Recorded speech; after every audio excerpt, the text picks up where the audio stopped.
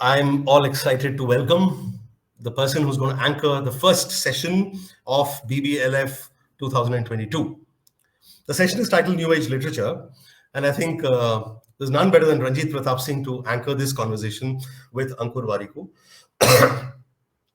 So many of you may not have, I'm honest here, many of you, in knowing the kind of person Ranjeet is, may not have heard of him or met him, but you must have heard of the company he runs, Pratilipi. So Pratilipi is India's largest storytelling platform, and across categories, across genres like literature, comics, short stories, audio stories, podcasts, stuff like that. In the last couple of years, they've even diversified a lot, and they've added a number of writers and readers to their platform. Today, it has about 5 million stories and over 30 million active monthly users in 12 languages. So that's Pratilipi for you. So Ranjeet, welcome. And welcome for the second time, I must say, because you graced the stage in 2019 also. So thank you so much for coming. And it's a pleasure to have you here. I'm going to hand over the screen and the mic to you as you navigate your conversation with another rock star, Ankur. Hi, Ankur, and welcome. Thanks, Thank you, Ganesh. Ganesh. Hi, Ankur. Great to be here. Good to meet you, Ranjeet. Of course, I assume that most of you, unlike me, would know Ankur already. But for people who don't, Ankur has been an operator, a founder, a writer, a content creator, and running his own businesses in different ways across different kinds of content, including motivating people, but also teaching them about functional things of how they can live their lives in a more conscious manner versus just going with the flow. And we will talk a little bit more about it during the course of session. So once again, welcome, Ankur. Thank you so much. It's a privilege. I did not ever expect to be on any literature fest by far. So congratulations to all of you for doing a poor job in selecting me, but I am thrilled to be here. So Ranjeet, if I may just give a rebuttal before I vanish from screen. So boss, Ankur, I don't think you need a literature fest once in a year. You have a literature fest on LinkedIn and other places every day of the year, boss. Yeah, and that was as far as I could have gone, Ganesh. But thank you for having me. That's very kind of you. All right. Thank you. The pleasure is ours. And just one note for the audience before I go and hand over this to Ranjeet. You will have questions, and you should. So please write in the comment box that you see somewhere on your screen. You must be watching it on YouTube, I'm assuming. So please enter your questions or whatever else you want to say about the sessions in the comment box that you see there, and we will pick it up and ask that of the speaker. Thanks. They haven't panelist, Ankur. They have also got me as a moderator. I don't think I've ever done that till now. I've always been on the other side of the table, not this side. So let's get off. You have, I think, across different platforms now more than 2.8 million followers. Why publish a book? Because the platforms, Ranjeet, do a very poor job of surfacing the content once it has remained on the platform for a long time. So there is, for no fault of theirs, there is an over-indexing of recency. And recency often clouds our beliefs because it makes us feel that whatever we're going through right now is the only thing that matters. When the truth is, there have been thousands and thousands of years and millions of people who have gone and come before us, done commendable work, their life, their history, their experiences, all reach us because of a documented way, whether it's through books, it's through records, it's through folklore, etc. So I think a book is a wonderful way of just capturing a moment in time and letting it stay for a prolonged period of time. And that's why I think it was something that I didn't set out to do. But once it happened, I began to see the joy of it, given somebody who reads very actively. So I will admit I was not a believer when I started writing the book, and I thought that it would maybe not make a dent. But now that almost a year has passed by since the book's released, I stand as a convert, and I'll be the first one to admit a book is something that everyone, not just writers, and I don't consider myself as one, everyone in their life should attempt to write once in their life. So should we expect you to be writing more books over the next few years, decades? Boss, my publisher is a taskmaster. I love her for that. So she's like, hey, how many YouTube videos do you release every week? And I was like, 3. I was like, well, that's awesome. You have to release a book a year as well. So I'm actually committed to writing a book a year. My next book should be out in December 2022. This is not a promotion. It's just a matter of fact statement. And if everything goes right, then you will see a book come out of me every December of every year. That sounds great. I'm sure that there are a bunch of people here who have been or who would be excited to hear that they don't have to. So unlike R.R. Martin, they don't have to wait for 15 years to find the next book. So have you already announced what the book is going to be about? Yeah, I briefly did that on my newsletter. The next book is basically a Q&A between a student and a teacher. I've had multiple teachers in my life, Ranjeet, and most of them do not know me. I've learned a lot observing them, witnessing them, following them, and going through a round of questions and answers in my own head, which has helped me tremendously. So this book is a compilation of 35 life questions that most young professionals end up asking more often than not. How do I pick the right career? How do I make friends? How do I convince my parents of my career choice? How do I become my own best friend? And through a series of Q&A between a student and a teacher, I attempt to help people come up with their own answer. So that's the work of the book. And the title of the book is Get Epic Shit Done. That sounds like an exciting way of telling a story, right? Very Buddhist way versus a classroom, like just one-way conversation way that, okay, this is how it is.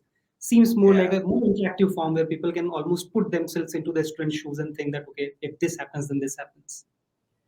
Exactly. When you read books, you often realize, at least I do, that the book tends to become very repetitive.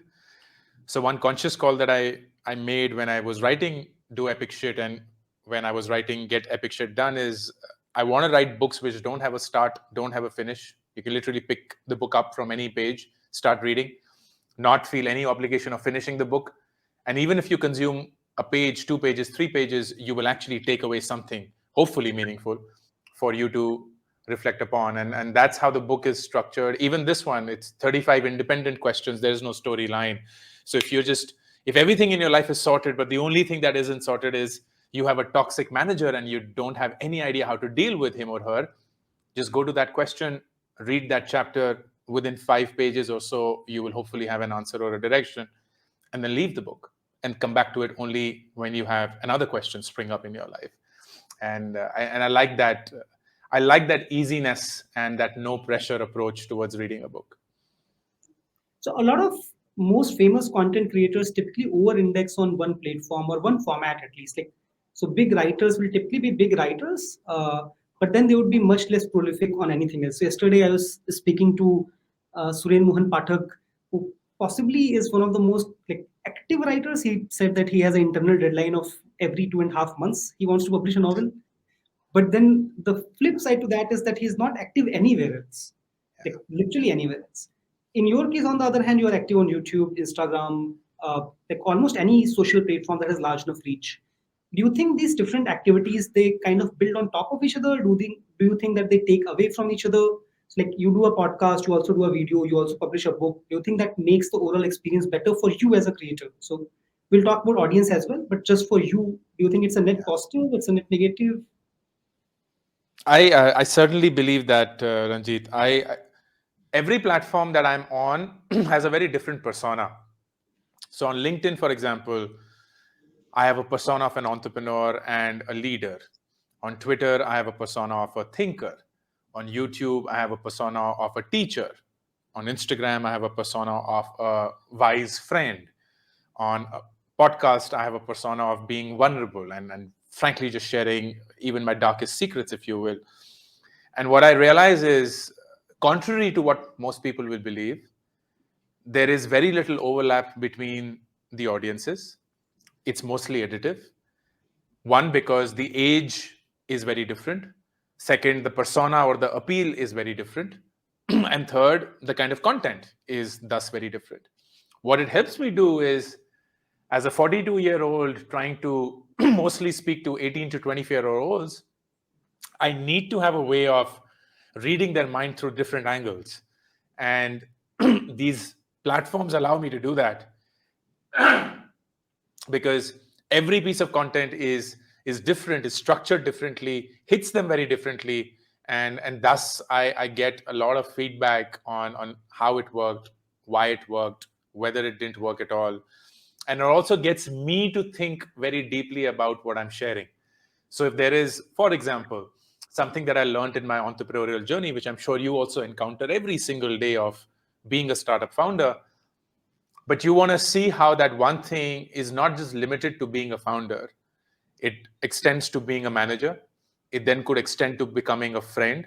It could extend then to becoming a friend for yourself. It could then extend to something which is self-reflected. And that one learning, which you may have had in your startup journey, suddenly has applications all through every possible relationship that you may have in your life. And that's very fascinating to me. It's very, very fascinating कि हम एक चीज देखकर उसको कैसे बहुत सारी और चीजों में apply कर सकते हैं. So being on different platforms really helps me, and I think it only enriches my own thinking. Are there also any negatives? Again, just as a creator, not as a consumer. Like as one example, it could be sometimes you might just be conflicted, right? Like too much decision fatigue. That should I be like this? Should I be like that? Or something else. I I don't think there is a negative, but I will admit that there is a big caveat here, and the caveat is I'm a very process-driven person. I'm an extremely process-driven person, and I don't have any problem sticking to a routine. No, it's funny.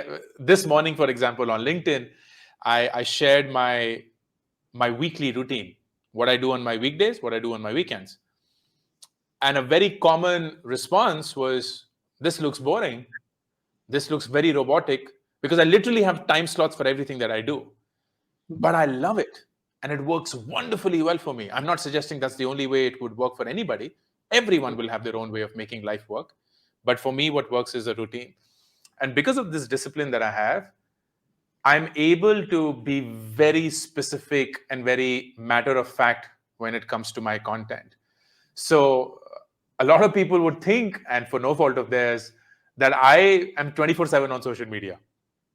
मेरी और जिंदगी में और कुछ चल ही नहीं रहा है, मैं 24 घंटों सिर्फ प्लेटफॉर्म्स पे सोशल मीडिया पे रहता हूँ. When the truth is, I spend less than 10 hours a week on all of this content journey that has now happened. And it's only because I have a great team, so that helps, and I could invest in that, which is brilliant. My startup experience helped me a lot become a better content creator. And two, just process. So I often say this to my team: creativity is a process. Creativity is not your once flash in the pan moment where you come up with something viral and फिर तुम्हारी जिंदगी बदल जाएगी. Creativity is something that you do clinically every single day of your life. Much as the example that you shared before, 2.5 months for every novel. That's it. That's creative. Does it mean that they are poor renditions of somebody's work? No. It's just converting it into a process. So I don't know of any pitfalls, and I'll be complaining if I shared any. It makes sense. I think I definitely agree that people have to figure out what works for them. I don't think like there is anything right or wrong with publishing one book in 5 years or 10 years, or anything wrong with publishing one in 3 months. I do think that if you try to be someone who you are like just internally not, then it becomes complicated. But honestly, like just thinking about it makes me feel a little bit about decision fatigue. But I think once you have a routine and you're following that, then you're basically solving for decision fatigue as well. That if you don't have to decide, then I think it becomes a little bit easier. So maybe that is the secret to, well, not feeling fatigued by doing so many different things. I have a question for you as a consumer. So you also, I'm assuming, consume content in different formats, everything from audio to video to text, of course, in the form of books or blogs. What is your favorite format for one, learning, and two, entertainment as a consumer? Like which one do you personally prefer? Learning, hands down, books. I'm a student of books. I have benefited immensely from them. I'm also a very fast reader, and that's happened over years. So I can consume books rapidly. I have a way of retaining what I have consumed, and that works for me as well. And I very quickly dismiss books if they can't hold my attention. So I don't feel any guilt whatsoever in dropping a book. And I feel the biggest reason why most people don't like books is because they buy a book and then they put this undue pressure on themselves to finish it because they feel that that's the morally right thing to do. So that is certainly my way of learning. I also learn a lot by observation. So I love Twitter. I love LinkedIn. I also, to some extent, like Instagram and YouTube. While ironically, I don't consume a lot of Instagram and YouTube. I don't. I consume a lot of my feedback, but not other creators as such. But I do learn a lot from there. Entertainment is, I love Instagram Reels. I have an hour in a day just dedicated to Instagram, of which I would say about 30 minutes goes towards Reels. And my Reel feed has now become a mix of fun, stand up, motivation. I love for some, not, I shouldn't say for some reason. I absolutely love reality television music shows, whether it's in Hindi or in English. So America's Got Talent, Indian Idol, or somebody just singing somewhere a different rendition of a song. I love music, and I particularly like it when people bring their own skill to it. So that's my entertainment. Okay, sounds good.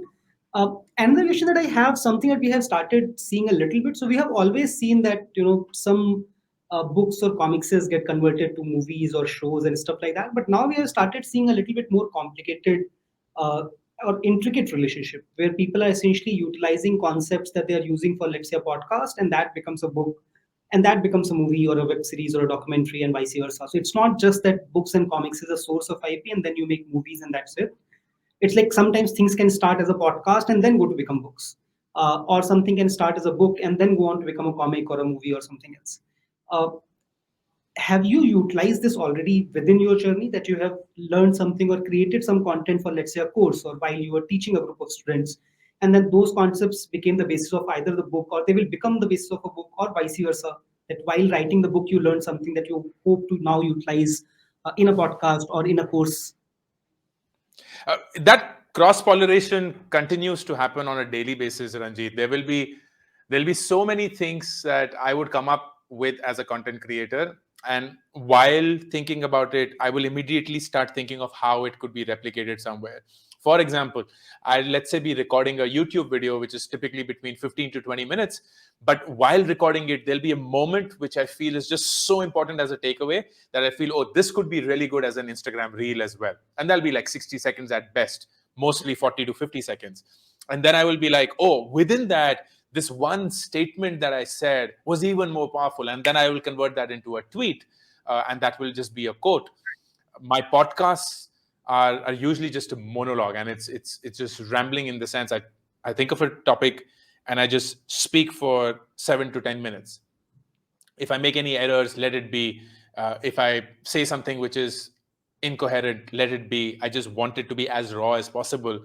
But very often, when I'm going through that podcast, because it is raw, because it is not thought through as such, there are no pointers, I end up processing a lot in my own head about a topic that I was speaking on. And that then helps back into maybe the YouTube video or anywhere else. So the beauty, and this is another positive, the beauty of creating content across so many different platforms, and it's not so much the platform, but different media types. You are creating long form content, which is 15 to 20 minutes. You're creating short form content, which is 3 to 5 minutes. You're creating micro content, which is 60 seconds. You're creating text micro content, which is just tweets and quotes. You're creating incoherent content, which is podcasts. You're then summarizing all of that in, say, a book. I write a newsletter every day, and that is, again, me just going through it. But because it's written, it's a very different level of cohesion there. So there are a lot of these mechanisms that just help bring together my thought process and my understanding of something that I thought I knew. Okay. Since this is a literature festival, I'm assuming that a lot of audience would be more interested in the that side of the stories. I'll take 5-7 minutes talking about questions that I think folks who I think are in the audience might prefer more. If you're advising a new writer, like somebody who wants to write business books, for example, uh, do you think that they should be on some of these platforms, including social platforms, but also like a podcasting network, or like a writing a newsletter or things like that? I'd say yes. And the reason I say yes is when you look at the best performers in the world, you will always, if you go deep into their work, realize before they put out their best work, they have actually tested that work several times before. It's true for stand-up comics, it's true for music artists, it's true for even actors, it's true for any form of performing art where the one hit that you saw from them has actually gone through multiple iterations in a much smaller group. So stand-up may, the term is open mic, and that's what people do before they go to the big stage where people would pay for it and then root for the success and go and applaud. They would have done several of these open mics in very small groups, 10, 15 people, trying to figure out where the laughter came in, what was the punchline like, what vibed, what did. And I'd say that should be true for any author as well. There isn't any difference. So I remember when I started writing Do Epic Shit, it just started by saying, hey, let's just go back to all the content we've created over the last 3 years and see which part of it resonated the most with people. And let's just bring all of that in one go. That was the first iteration of the book.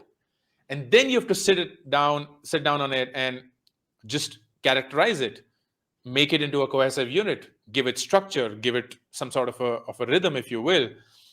The good thing was the book lacked rhythm by design. It wasn't meant to be rhythmic. It was meant to be just one page at a time. And depending on whether you've read books or not, it could either be a very quick read, people would finish it off in like 2 hours, or very slow because people would just reflect and take a lot of time in reflecting.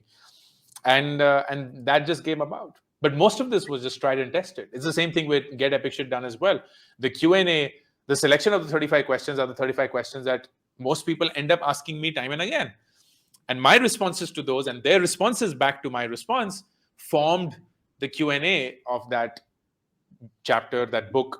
And it has in some way been tested already.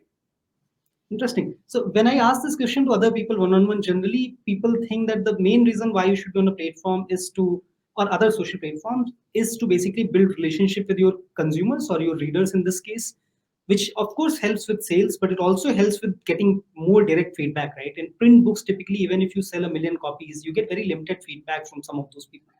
But on social platforms, you can do that. But it's an interesting Absolutely. point. It's probably valuable even before you write something, because as you rightly said, you can actually test out different theories. You can actually test out what works, what doesn't work. So it's not just about generating demand or getting feedback from demand, but also probably starts even before that. So that's, I think, a very interesting point of view. Someone has asked in the chat, are your books an extension of Nike's Just Do It principle? I don't know, but you know what? This is a fun fact, and I have to admit this. For the longest time when I was growing up, I wanted to get a tattoo. Now I don't anymore, but I wanted to. And I knew what the tattoo would be. The tattoo would be the Nike swoosh, because I have been deeply influenced by the Nike approach of just do it. And I think a part of my DNA is just around that. So I wouldn't dismiss this notion entirely. In fact, I'm quite surprised that someone even noticed it to the point of sharing it. But I think subconsciously there is a part of me that's like just aligned to that. And I love this one quote by Phil Knight, who's the founder of Nike, who said that if you have a body, you can be an athlete. And it's as simple as that. And I do believe that that's true for everything and for everyone. If you have a mind, you can be anybody that you wish to be. And it's more often than not our own mindset that's stopping us from becoming who we would want to become. And by that measure, if there is anything that my content could help, then I find myself very grateful. Two different people have, by the way, thanked you already for giving them confidence that they should not feel guilty if they are not, if they have bought a book and they are not reading that. That's quite liberating, by the way. Whenever people hear this, they're like, oh, thank God. I thought I'm the only one who does it. But thanks for making it normal. I've been doing that since I know. Like, it's like, okay, I bought the book because I thought I might like it, but now I did not buy the book to be tortured. Like, what is the point? I've already paid the money. Now I should also pay with my money, my time. If I'm enjoying it, of course, it makes a lot of sense. But if I'm not, then that's just double investment instead of having single investment. That's so true. That's so true. So someone else has asked, what are your current favorite reads? Actually, let me put it into two parts. Something that you have read in the last 1-2 years, and something that you might have read whenever, but it's like one of your all-time favorites. All right. Something that I've read in the last 1 to 2 years decisively, this book by Kapil Gupta called Atmamun. I believe it's one of the most underrated books that I've ever read. Um, Naval Ravikant's mentor is Kapil Gupta. So I've been following Kapil Gupta for a really long time. He's written some wonderful books. The best one of which I had read earlier was The Direct Truth. I had no idea about this book that he had written called Atmaman. And I don't remember where it was, but some conversation, Naval referred to the book Atmaman. I looked it up. I couldn't even find it anywhere. And then I looked up, and I suddenly found one copy, read it, and it just blew my mind. It is one of the most hard-hitting books that one would read. I think there is a time and moment for that book. I could not have appreciated that book when I was in my 20s, but now that I've lived life and I've seen a lot, I think this book just landed so well on me. So I'm grateful for that book. I also all-time. It's very hard to pick up all-time favorites, Ranjit, but I'll tell you which is the most gifted book. I love gifting books, and I believe that if I can do anything to make people read more, then that is absolutely my honor. And the most gifted book in my world would be this book called Rework. It's by Jason Fried and DHH, who are founders of this lovely company called Basecamp, earlier 37 Signals. And I read this book in 2009 when I just become an entrepreneur and just fundamentally changed the way that I think about life. It's essentially a book that's challenging the notion of work as we know it and as society describes it for us. So that is one of my most. It is the most gifted book. Will be closely followed by Atomic Habits and good the hard things about hard things, which is again about entrepreneurship. Almost all three are classics. Rework, of course, a little less known than other two, but still all three pretty Yeah. good books. Yeah. Given that I think we are coming closer to the end, if you could go back, let's say 15, 20 years, and not as a founder, but as a content creator, and you can pick what kind of content creator, what would you have done differently? And what would you definitely have not changed, even though other people, like I'm sure that there would be things that people would say you should do that you disagree with. So, Yeah. what is one thing that you would definitely not have changed, even if you went back 10 years, knowing what you all do? And second, that like, what would you actually do change? Sure. It's easier to answer what wouldn't change. Definitely, I wouldn't create content that I don't align with. It goes back to something that you mentioned early on, Ranjit, that if you create content that is not you, you will start creating crappy content, and it will start becoming forced. People will see through it, and that's the end of it all. So it's very important, at least to me, that I remain Do, authentic to my own self, remain honest to my own self of what is sorry it to that I want to create content on. sorry to interrupt. Do people really advise you to create content, or like has anybody advised you to create content that you don't align with? That Oh just yeah, sounds yeah, like absolutely. All the time. There are, like, for example, there are a lot of people who say, "Why don't you vlog? Like, we would love to know how a life in no day in the life of Ankur Warikoo is," and blah blah blah. It's like, I cannot vlog for the love of me. One, I'm not Gen Z enough to even understand how to hold that camera and point, blah blah blah. I have someone who would follow me if I'm going for a day event or I'm going for a talk and somebody, and he does a great job of vlogging, and we might put that up, but I can't vlog. I can't stream. I can't game. I can't do. People find my content witty, and I have a very poor quality of jokes, but somehow people laughed at them. And they're like, no, why don't you do reaction videos? Like, why don't you pick up somebody else's video and then react to that video? I'm like, boss, that's not me. That is not who I am. And a lot more and a lot more and a lot more. People also, and this is a big thing that I had to do. I will be one of the older content creators at this scale. Most content creators at a very big scale are young, and rightfully so, because this comes naturally to them. Because I'm old, there is this there is this vibe check that people have to go through and literally pass. They're like, why don't you do content which is aligned to your intellectual understanding? So one part of content is I teach people about compounding, simple interest, EMIs, or tell them basic things about here is what to do in the first 90 days of your first job. Here is how you should think about your work, blah, blah, blah. Or the other is, hey, why don't you do podcasts with deep thinkers? Why don't you go and run a English channel with your views on entrepreneurship and startup and so on, so on, which is intellectually very high up. And I don't want to do that because I think people at my age, like people like you and I, we've already understood a fair bit. So I certainly don't want to be making a 1% change in Ranjit's life because Ranjit is already at that 99 percentile, if not 100. तो उसकी जिंदगी में बदल के मुझे नहीं लगता कि मुझे कुछ मिलेगा. But I would love to make a 10% shift in somebody who's at the 60 or 70 or 80 percentile. Because I know that that collectively could amount to a lot more than otherwise. And that's something that I wouldn't do as well.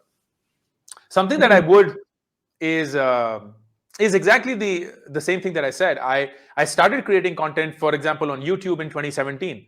And that was all about entrepreneurship. It was in English. It was very highbrow. It was very intellectual. Not to suggest that what I'm doing right now is not, but it was meant for a very different, rich audience.